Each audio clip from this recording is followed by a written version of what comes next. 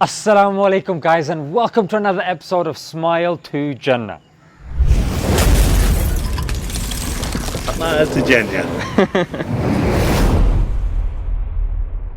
The Quranly app. Subscription cheaper than Netflix, encouraging Quran reading, modern, engaging and fun. Download it today. I had to share this video with you guys. It's about a woman that practices black magic, and she's asked about her profession, and she says, yes, it's a profession I do very well, except when it comes to Muslims, I find it very difficult to work on them. Why? Because it is as if they have like a dome around them, a protection. That it's more difficult to influence a person if he keeps his thoughts in purity. Yes, absolutely. When faced with various religions, it is very difficult to influence Muslims. They are in a constant connection with the egregore. They do namaz every day and read prayers on a daily basis. They are constantly under some kind of a dome, so it is very difficult to influence them. When you start impacting a person, he begins to address in a prayer. Indeed, many of them are very different from those who come to church only when everything is bad in their life.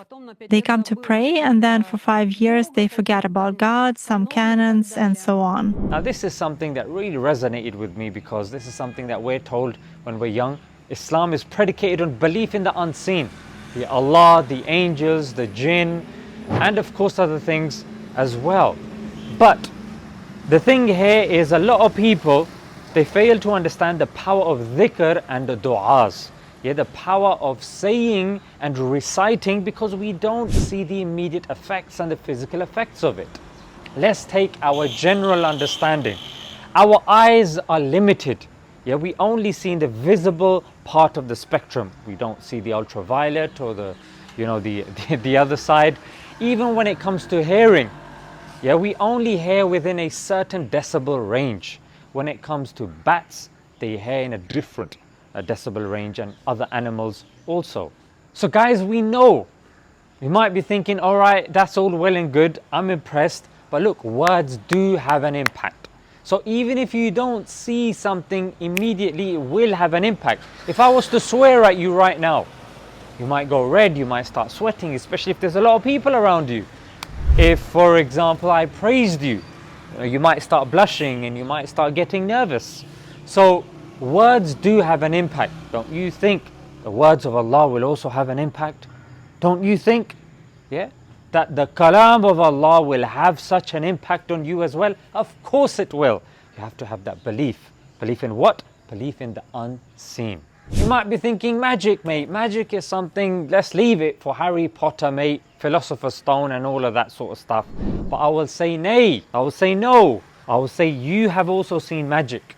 You might get certain leaflets through the door. Oh, if you want this to happen or that to happen, come to this palm reader.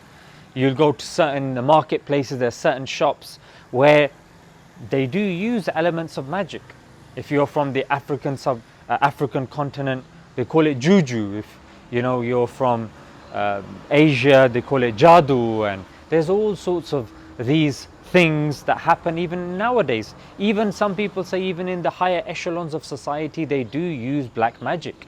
They do use magic, and that's why we have Quran, which protects us from this type of magic, even modern day magic as well. So never forget your three quls, and that's where I wanted to end. That the Prophet, peace be upon him, would frequent these du'as of protection from black magic and the likes, and reading Surah Yasin, reading your du'as, your ma'mul, and your 5 daily salahs. They have such an impact. Do not underestimate them. Here was an example of somebody that feels this because they are in this field. May Allah protect us. May Allah bless us. May Allah increase our faith. See you guys next time, inshallah. Till next time. Assalamu alaikum.